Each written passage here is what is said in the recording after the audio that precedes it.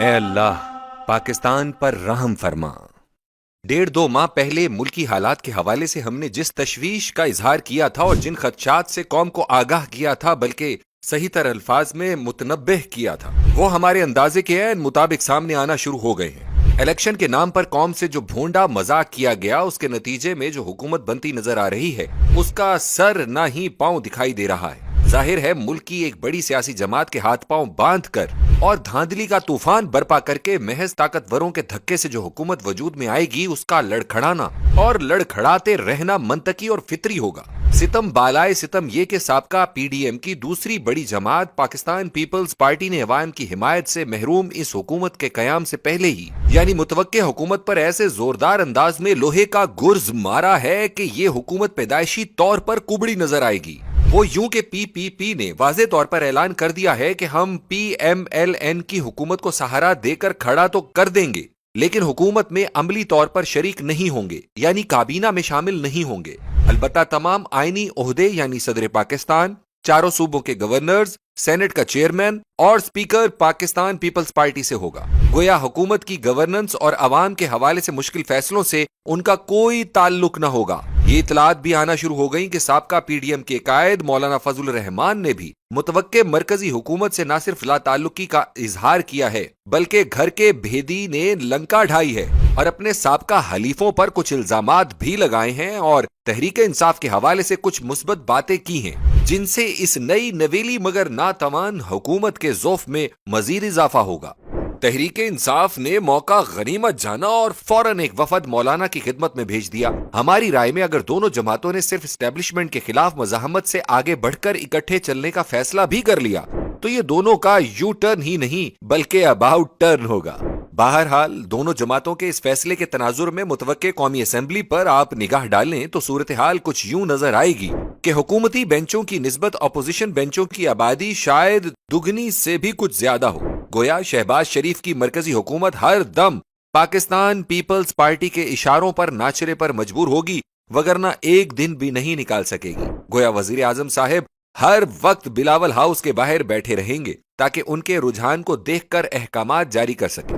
یہ بات ہمارے فہم سے بالا تر ہے کہ آخر پاکستان کو دنیا بھر میں تماشا کیوں بنایا جا رہا ہے۔ ایک طرف تاریخ کی بدترین دھاندلی کر کے قوم کے نوجوانوں کو یہ درس دیا ہے کہ چوری اور بددیانتی کا ارتکاب کر کے بھی اپنا ناجائز مقصد یا ہدف حاصل کر لینا چاہیے۔ خدارا سوچئے اگر آج آپ اسے یہ سمجھا رہے ہیں کہ تمہارے ووٹ کی ردی کے کاغذ کے ٹکڑے کے سوا کوئی حیثیت نہیں، اگر آج اس کا انتخابات پر اعتماد ختم ہو گیا اور وہ بیلٹ سے برآمد ہونے والے نتائج سے مایوس ہو گیا، اللہ نہ کرے اس کے ذہن کا خلجان اسے بیلٹ کو رد کر کے بلٹ کی طرف لے گیا تو یہ قومی خودکشی ہوگی۔ انتخابات اور جمہوریت سے مایوس نوجوان پاکستان دشمن عناصر اور سازشیوں کے ہتھے چڑھ سکتا ہے۔ ہمیں بعض قوم پرست رہنماؤں کے تحریک انصاف کے حق میں بیانات سے سازش کی بو آ رہی ہے۔ خدارا اس صورتحال کو سمجھنے کی کوشش کریں، اسے سنجیدگی سے لیں اور اس سے پہلے کہ پاکستان کے خلاف کسی خوفناک سازش کے تانے بانے بن لیے جائیں اور اس سازش کو آگے بڑھانے کی مذموم کوشش کوئی شکل اختیار کر لے، مقتدر حلقے ایسے اقدامات کریں جس سے یہ بات سامنے آئے کہ مقتدر حلقوں نے ایمیکیبل کانفلکٹ ریزولوشن کو عملی شکل دی ہے۔ البتہ مقتدر حلقے یاد رکھیں اور ہماری بات کان کھول کر سن لیں کہ عوام کو کبھی اسلحے کی طاقت سے شکست نہیں دی جا سکتی۔ اس کا تجربہ ہم 53 سال پہلے بھی کر چکے ہیں۔ اس وقت بھی ہمارے دوست چین نے ہمیں طاقت استعمال نہ کرنے کا مشورہ دیا تھا لیکن قوت نے بات نہ مانی اور ہم شکست و ریخت سے دوچار ہو گئے۔ آج بھی یہ بات طے شدہ ہے کہ اسلحے کی قوت مسئلے کو حل نہ کر سکے گی، لہٰذا عوام کی بات سننے اور مفاہمت کا راستہ نکالنے کے سوا کوئی آپشن نہیں ہے۔ یہی صراط مستقیم ہے، اسی کو اپنانے میں خیریت اور عافیت ہے۔ یہ واحد راستہ ہے جو پاکستان کو اس سلامتی اور استحکام کی طرف لے جا سکتا ہے۔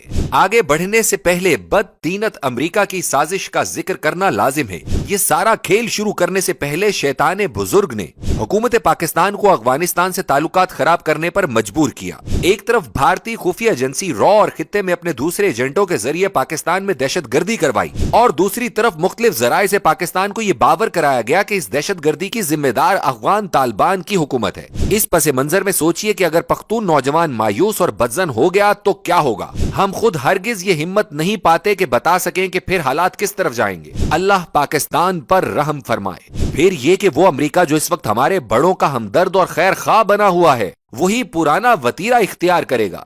حکومت بنتے ہی اس نئی حکومت کا بازو ٹوئسٹ کرنا شروع کر دے گا اور عوامی مفادات کے یکسر خلاف فیصلے کرنے پر اصرار کرے گا، اور نئی حکومت امریکہ کے ناجائز مطالبات ماننے پر اس لیے مجبور ہوگی کہ IMF امریکہ کی اجازت کے بغیر کچھ نہیں دیتا، جس سے خوفناک مہنگائی پیدا ہوگی، اور یہ کمزور حکومت جو پہلے ہی عوامی حمایت سے محروم ہے، عوام کی نفرت کا نشانہ بن جائے گی۔ ہم اس حوالے سے وضاحت کرنا ضروری سمجھتے ہیں کہ PDM کی حکومت نے جس بری طرح اپنے 16 مہینے کی حکومت میں پاکستان کی معیشت کو تباہ و برباد کر دیا تھا، جسے اب بحال کرنا انتہائی مشکل ہے، یہ کام تو کوئی زبردست عوامی حمایت یافتہ حکومت بھی آسانی سے نہیں کر سکتی۔ پاکستان کی معیشت کو کوئی معجزہ ہی بحال کر سکتا ہے۔ لہٰذا آنے والے وقت میں کیا ہوتا نظر آ رہا ہے، بیان کرتے ہوئے ہم کانپ جاتے ہیں۔